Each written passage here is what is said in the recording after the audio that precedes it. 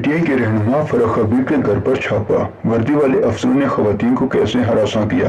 فاروق حبیب غصے سے آگ بگولا، بڑے حقائق سامنے لے آئی۔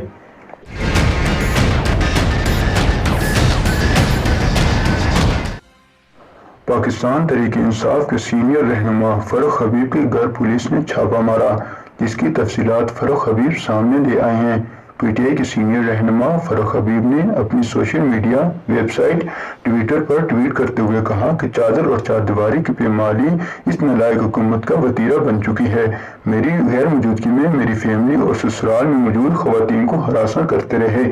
فاروق حبیب نے کہا کہ اس طرح کے اچھے ہتھ کنڈوں سے ہم گھبرانے والے نہیں، ہماری حقیقی آزادی کی جنگ عمران خان کے سنگ پوری قوت سے جاری رہے گی۔